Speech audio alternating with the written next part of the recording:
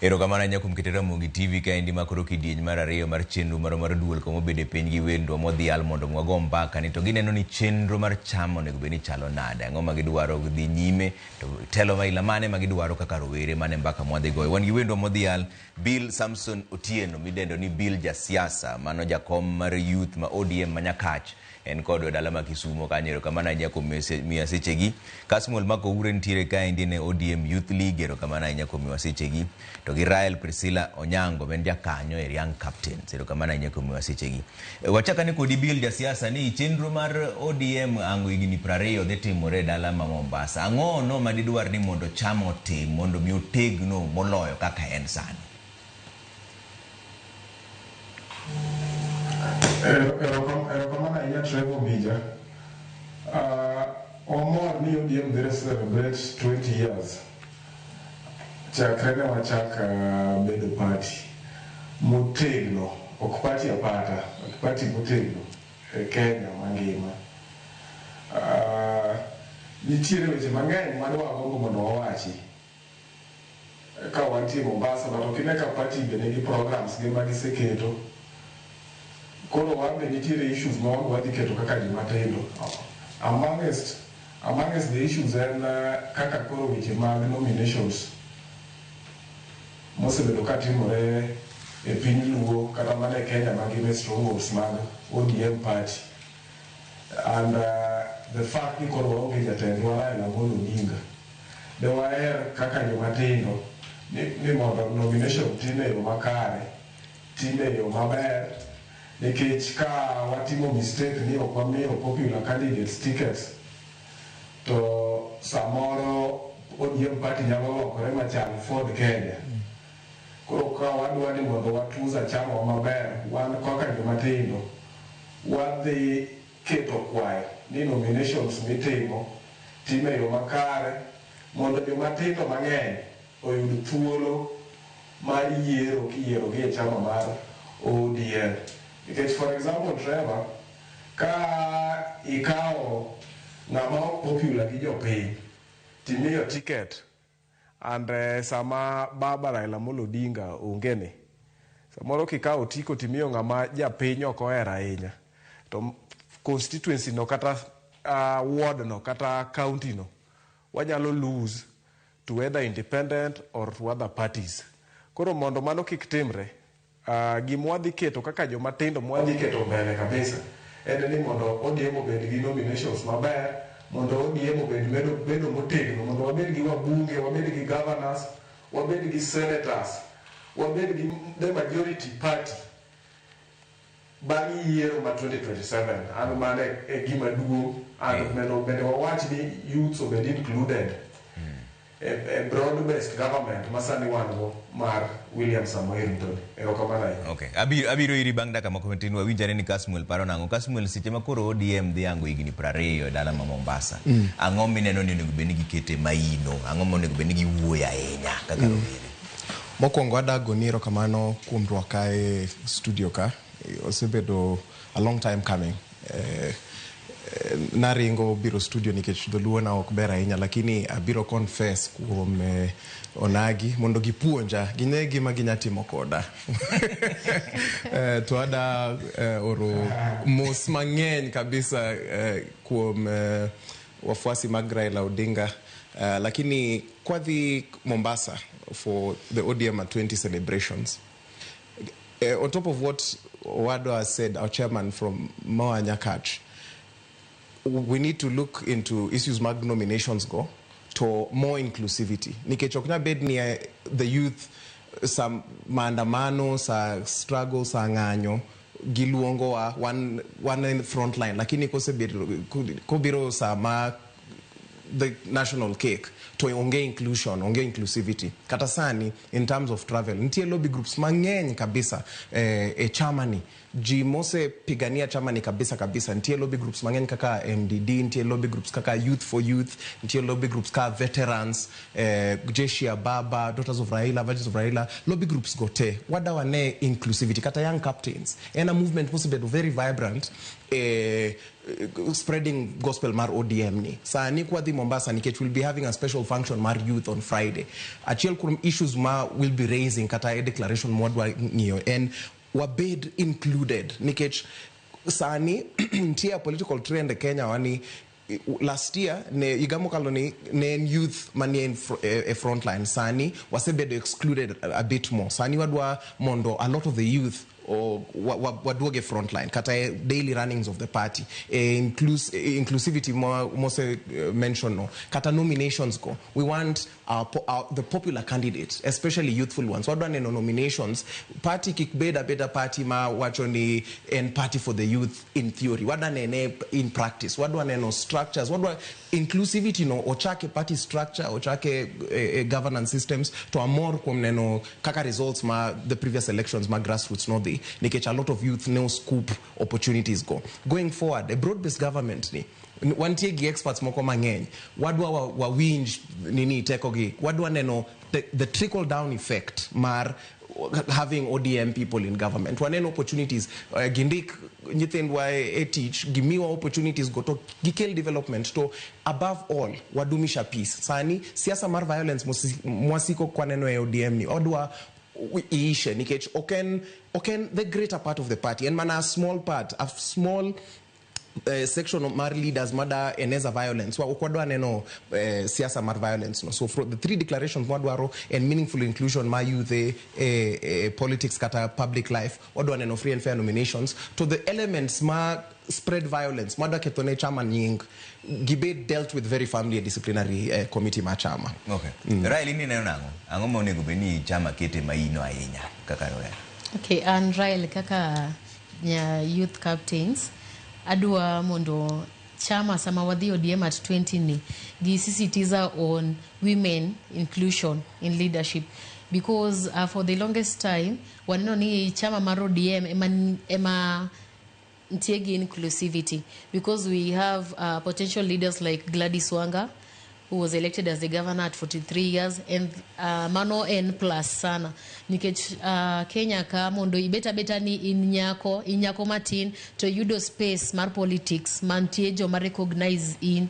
ni anyako matin tani na political space I can go to my office like ODM Chungwa House and I'll be welcomed. It's so hard. So no adwaro ni sama wadhi ODM at 20 cha gite mondo gi strengthen that political structure that ODM has mondo koro sama wadugo Nairobi ka wange kaka wabro dhi wuyo gi yudhe moko mondo o join party wani kaka koro nyiri matindo ntie nyiri moko mantie grassroots level ka ma onge joma nyalo wuyo kod ginyisgi ni biuru chamani nyalo konyo kila ngato nigi strengths mage gi weakness mage mo nyalo yudo opportunity ichamago koro ka gikonyo wa mondo gi keto inclusivity mana Kasmuel wacho no bro konyo wa matek sana okay Billy ngeni wachni didhireyo mokuongo wacho maber ni dwaro ni chama mondo mi ong'iane kaka nyalo nywando rowere e wach mag telo gingi ka ginyalo nyayo kwe Priscilla wacho ni gingi ka ginyalo nywando joma mine bende iye kanyo to un kako jende kakoro samar yiero romo ang'o mudhi ng'iyo kuom jotelo udhi ng'iyo ni ma endi rawera kan koso udhi ng'iyo ni ma nigi pesa moloya koso udhi ng'iyo ni ma ema chama nowacho ni joyier moku ng'eyo kata ni ang'o mochung' ne maler kaka dhano ma jotelo ne oganda Trevor mokuongo awinjo ka Kasmuel nyagore ahinya ka owacho mana kizungu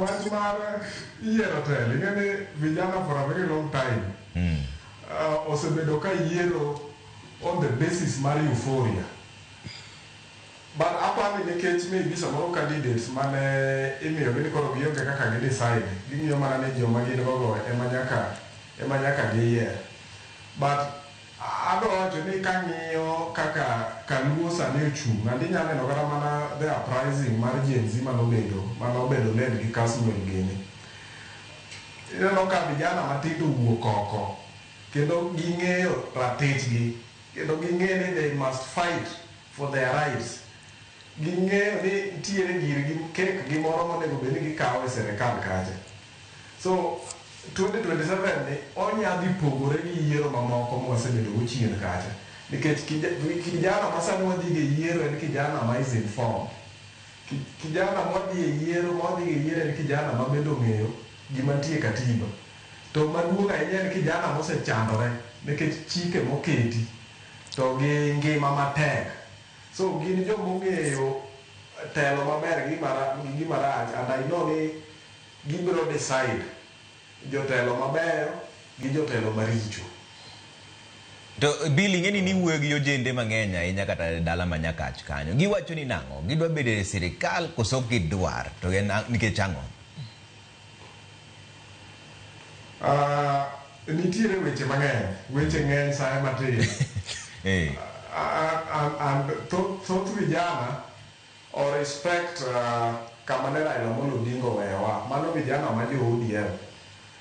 Kendo gineno ni kata ka dipo ni serikal ma wan go ni sani nigi shortcomings ge moko.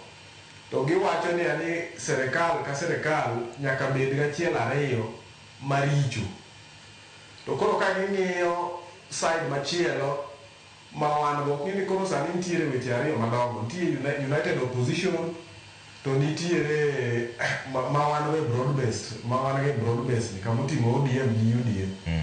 To koro ko wang'iyo karwa kaka joluo kako nagi to vijana gi neno ni gin safe broad-based ka than coalition moro mar United Opposition cha. Nikech wang'iyo ni karwa koni samoro wanyalo yudo gimoro kata ka en deputy president kata ka en kom moro ma bet duong' matin to kocha to onge space.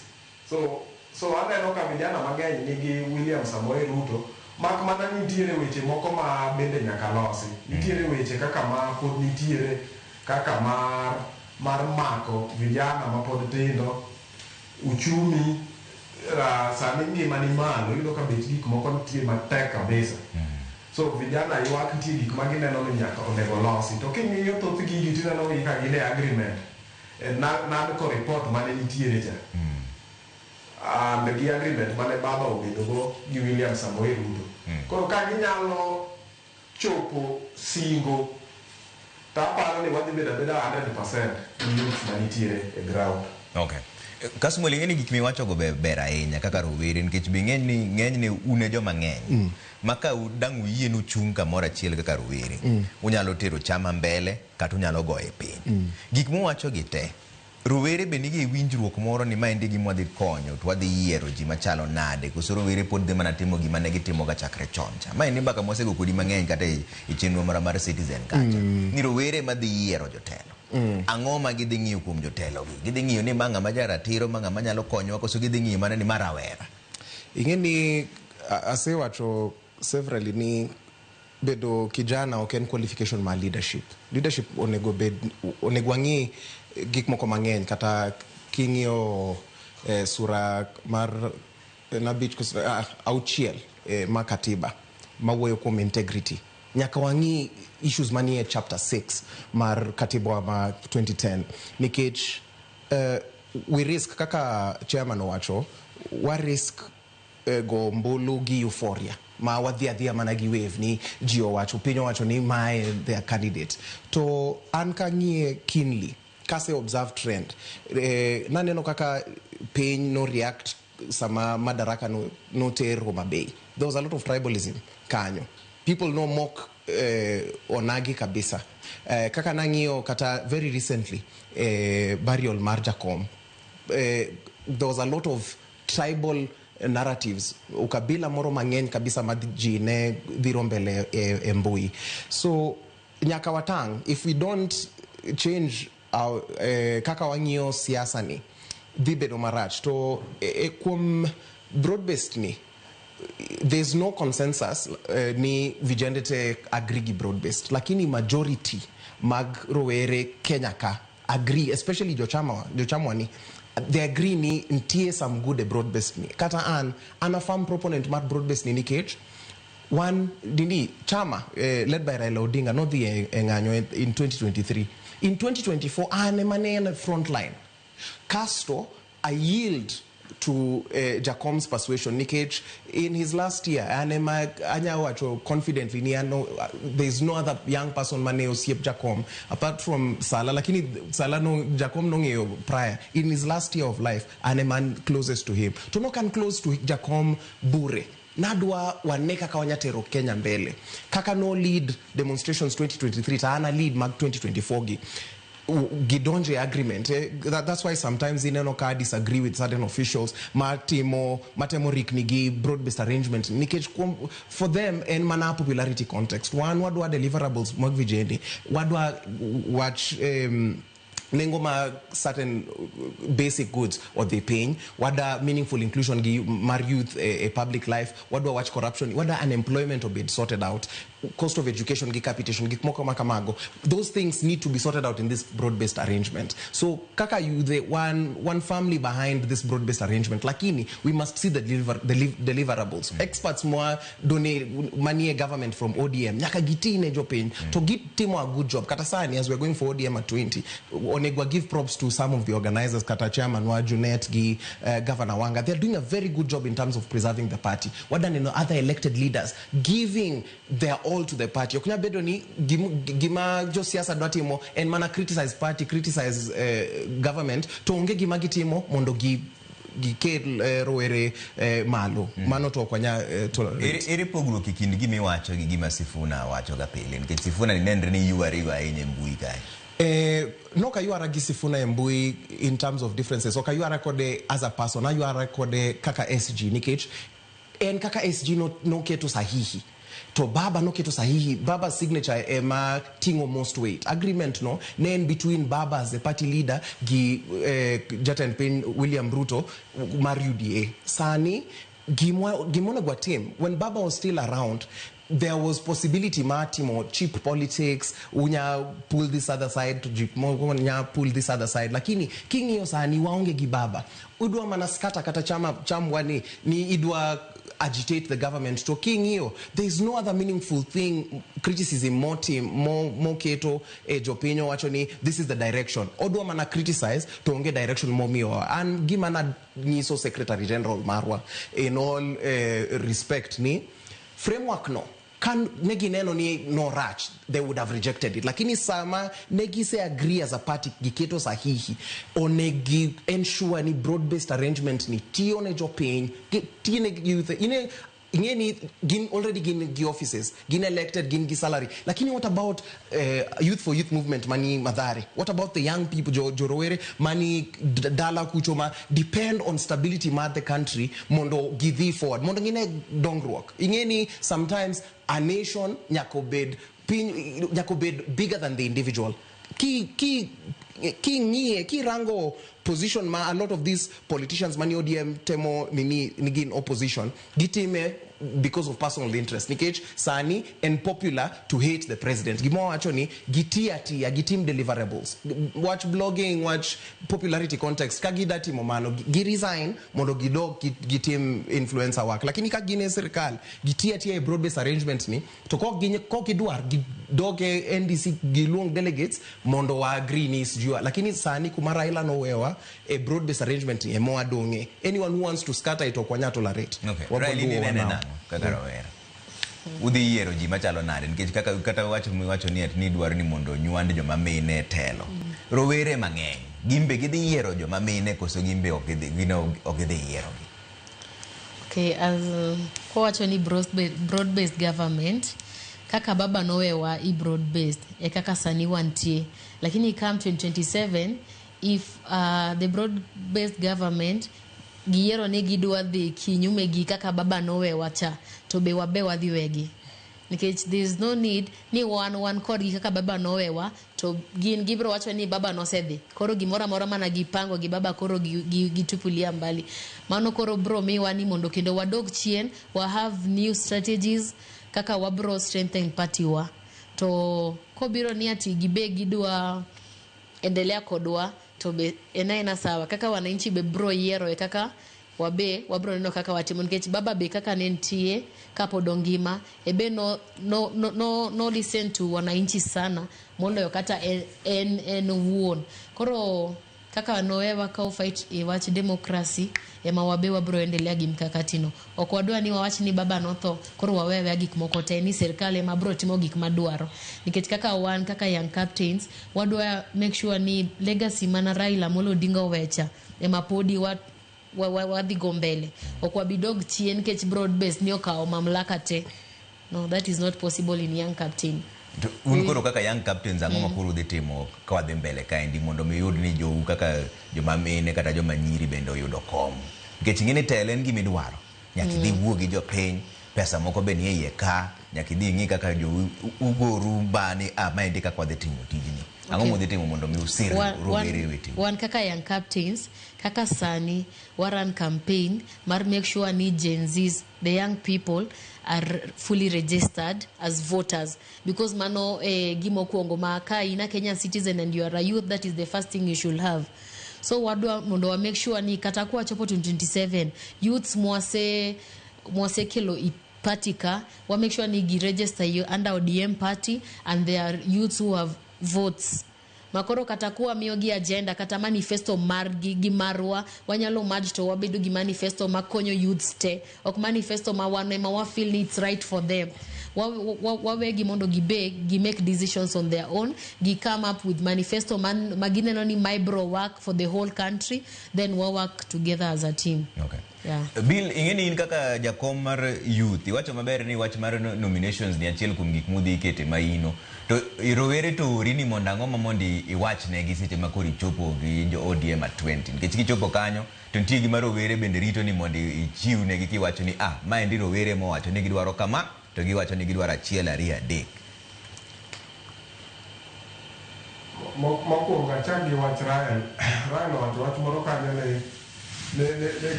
ka jomoko dhi marach e party to wabro wenegi. Adwa manyiwa an akwayo ni wariwre kaka joma tin. Ma ka nitie ng'ama dwa dhi marach e party ka en migole to party wadhigo mana mbele. Ma mondo wa live to the ideals mane Raila Amolo Odinga nigo. Mondo kik wa give up e gima ne Raila Amolo Odinga ochako. Nyaka wachop giko, nyaka wachop kanan kaka ne Raila Amolo Odinga nyisowa ni nyaka wadhi, kata koonge to wadhi nyaka wachopi. Mana kaka nyisi number 1 on the list and mar nominations. There is a very big problem and there is a very big concern gi weche mag nominations mag ODM ma winjo ka vijana wacho mang'eny e ground kuondegi. So mana en gima wadhi kete mesa. Nikech ka wakelo unpopular candidates no miyo tiko, to samoro ibro yombgi, asto iyudo ka kamoro nitiere gavana ma party moro or MP ma party moro. Wadwa ni jomo yier te obed jo ODM, kendo wadwa ni ODM obed gi members mang'eny. Mar ariyo, elected leaders mang'eny. Mar ariyo, giywago maisha, uchumi ni malo, vijana hinyore, bech gik moko tek, and vijana bende onge tich. So vijana ywak kendo ginyigan ote man ni kachopo Mombasa to mondo adhi awachne party leader marwa ni ka gibet gi ker to mondo ong'i ane weche mag uchumi, ong'i ane weche mag unemployment, nikech vijana mang'eny onge tije mwalo kacha. Nitiere kata mana weche kata mana manokel mar nyota cha. There are so many concerns, even kata mana ni to ere kaka ne giselect joma gimiyo pesa mani chiwo. Nikech vijana mang'eny king'iyo iyudo ni romo gi ji matin sana mawacho kata noyudo pesa. Majority onge be gikia kata to gini nitime nang'o kata nobedo applied nang'o. So nitiere a lot ma orwa mar mondo wawachi to kendo giwacho ni gisupport tendo Oburu Odinga kaka party leader marwa mar ODM to kod Gladys Wanga kaka jakom mar ODM. Mage ote madongo ma wuogo from nyaka. Kar nomination kanya winjo kisiko ahinya, lakini imba ngini manyo kom moro. En kom mane mimanyo to ang'o makoro nyaka lokre kata ojende. Nikech ang'eni asine nigi gomba ka gi jopiny. Ang'o mineno ka nyalo lokore ka ojende ka koro dhi e yiero. Nikech no kiseto imba ngini manyo kom. Anane kaka Bill Samson adhi manyo kom mar Southwest nyaka Twak. E chama wa mar ODM, kendo ang'eyo ni kura mikwana 1 2 3 Adi yogo by 80% cutting. 80% cutting. Koro emo mi nyaka wa stress on kanyo.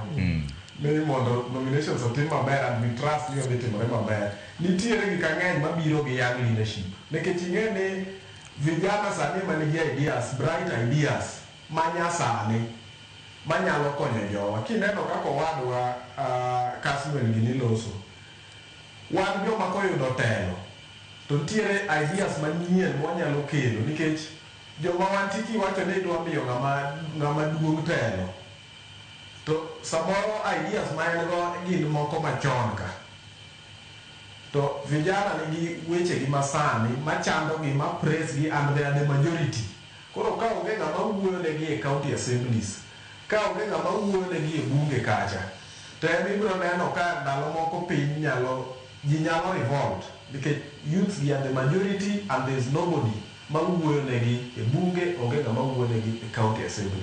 So wagombo ni wang'li wabed gi joma tindo mang'eny moyiere chamo mar ODM. And I'm so much confident ni jowa mang'eny. Ok awach ni nitie joma aneno ka gik moko trend, jomoko wacho ni kiadhi dala koso ka ni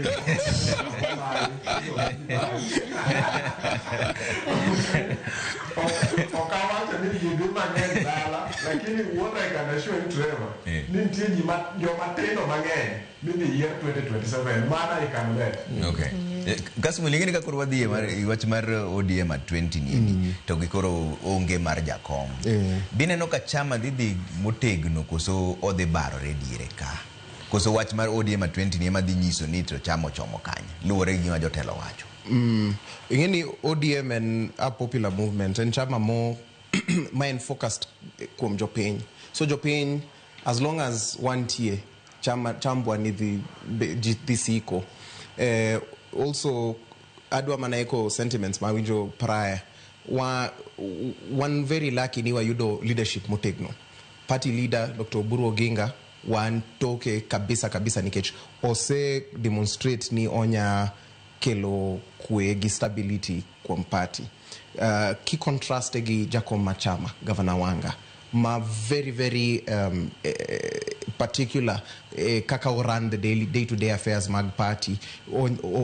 There's a ray of hope ni party ni as long as wasiko kawa support our leaders party ni disiko to aseneno a new rejuvenation nikech kaka newa grassroots elections ki aneno ka jo matindo mang'enyo ka okombe kata chairman looks like a very young person to ang'eyo a lot of stories kata an delegate ngeni pokwatie ko yero or this spill over to next year to ana manyo komba national youth leader aseneno ka elections obedo vibrant to jo matindo mang'eny dwa claim their space. Kwa di Mombasa gimwadwa sisitiza kabisa ntie several tiers ma messages wadwa nini party leader ko bedo gi jaten piny o sisitiza ni broad based arrangement nyaka otine jo Kenya nikech if we are going to get into this arrangement post 2027 nyaka wa demonstrate ni ne wadonje serikal kata ne wadonjo backdoor.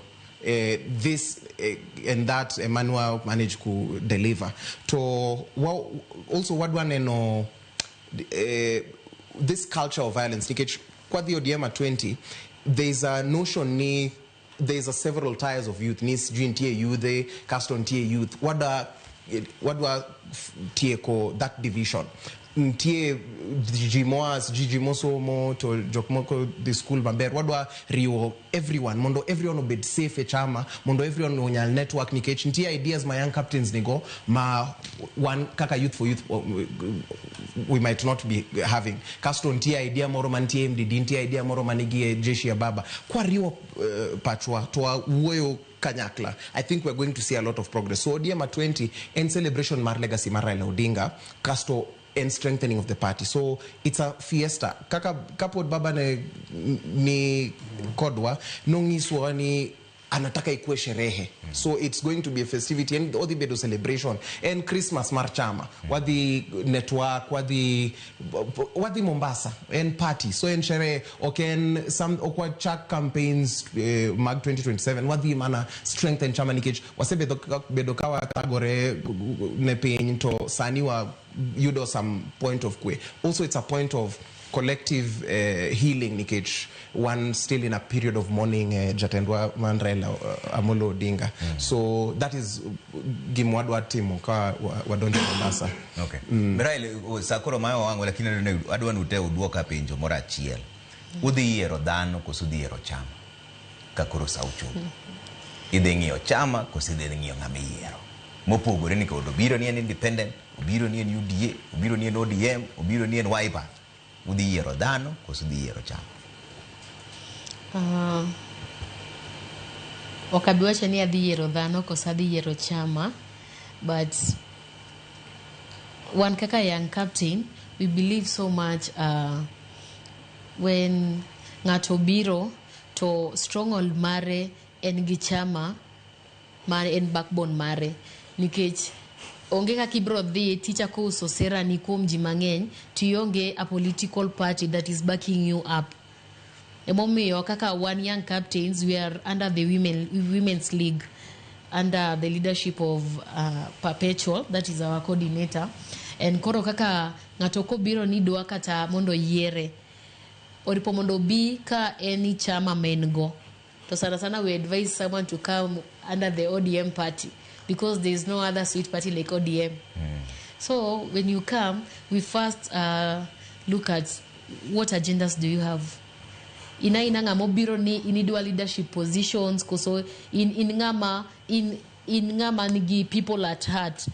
Okwadwa ngama biro ni anadwa mondo miya kom mano be okwa timi chambwa ibiro warango ni in ngama in gi ji ming'eng'e ni an abiro mondo akony wananchi, abiro mondo ntie input mabro kelo mabro konyo dhano, ok ni anabiro ni adwa mondo miya kom akau pesa vya cham mago be okwa timi patiwa.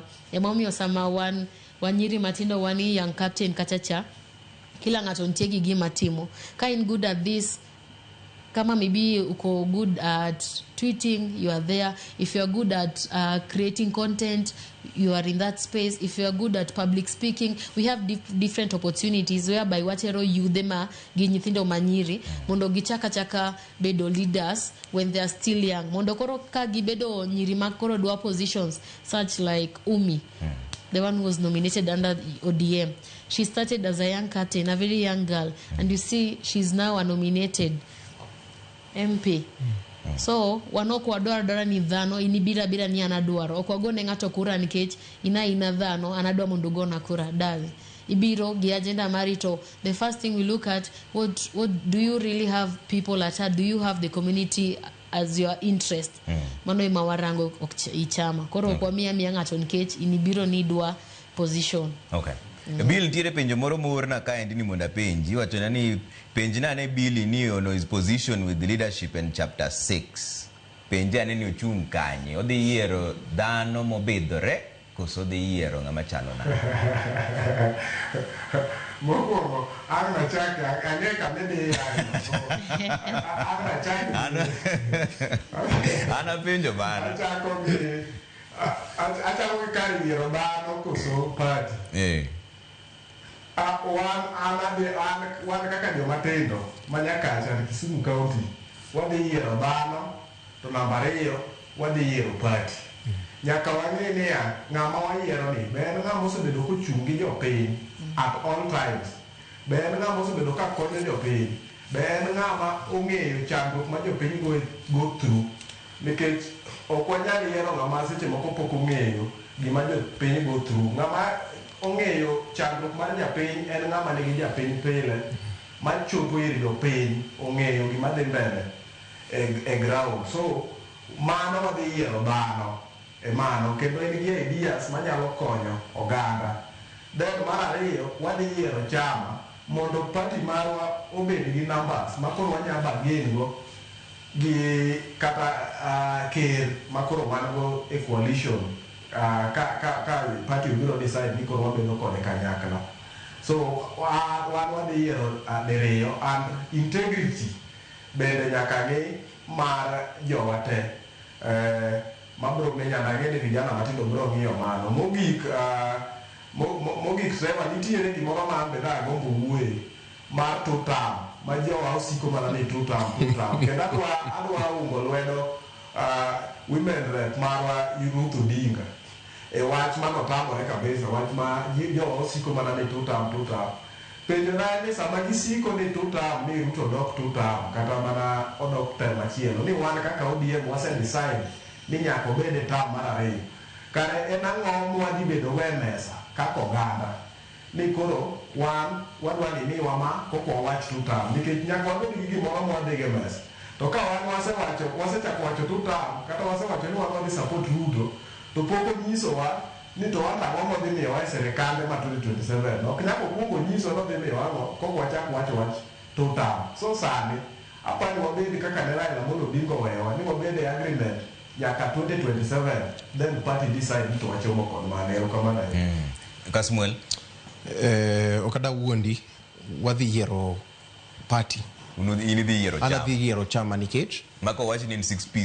piece wadhi yiero chama we ler ni wachno ingeni chambwa ni en very unique nikech en gi ideology onge reason ma ida wadwa pretend ni wadhi yiero dhano to podwa bageni wadwa gimore mesa okwa yera a good candidate from outside emomiyo ni those good candidates mano entijwa wakel gi ODM ka kwadwa strengthen party onegwa seek waketa our minds focus ni wadhi yiero chama mondo wayud the best candidates mane ada insist ni emomiyo ni wadwa kaso chama obed gi free and fair nominations the best individuals emomi ticket nikech podwa dhi yiero chama ni emada kada chung urais in 20 or 30 years adwa chungo gi chama ni so kwa chako ni wada timo personality based politics dibedo ni ka lose nominations to an gi following maduong ta the independent udwa nyisa ni ODM Youth League onego luae bungu when team a lot of consensus building mana chiel to adwa enjoying myself from discussion mar tutamni sadika kwa one broad based kapo kwa wacho 10 bila break nyaka wawach kazi bila break wadane no ka serikali ni tionwa mondo wawach discussion mar tutamno sani nyaka 2027 one gi broad based arrangement ni onge need mar sabotage onge need mar set conditions sani condition mantie condition no en achiel nyaka serikali ni otine jopiny an kaka kijana adane no capitation adane no affordable education adane no teach adane no these programs mag empowerment okonyal ni one spectators wadhi wanganyo kasto other people are the ones who are getting this kasto okwadwa any distractions a party ni nikech sometimes iudoka people are playing some backhanded politics ma in gear big position ka so it pretend ni goyo serikal lakini kwa ngio kumiae jo giwacho udhok mora chiel ni wani serikal so kata wan onegwa bet very very wise sani nyaka wa calculate nikech gini nyabagwa so wadhi vote for chama ideals mag ODM and at the only ideals manyareso Kenya so with that was all the youth to join ODM and continue strengthening this party kasto umia lessons mag doluo nikech okanya bag ni station maduong kama chairman Ero kamano joka mamane kama wewe. Ero kamano Bill jasiasa. Kasmuel McOure ODM Youth League Bill Samson Otieno jasiasa Jakom Youth ODM Nyakach to Rael Onyango jakanye Youth Captain. Ero kamano Rael Onyango kodwa mbaka. Mane kama wewe chindu moro mar duol kidieny mar ariyo an kaka pile nyinga Trevor Ombija. Jandingo panga Nyakach dendo Ombija taya nyakwar guok ochapes. Wadere bana. Guru kita bagi ni dulu.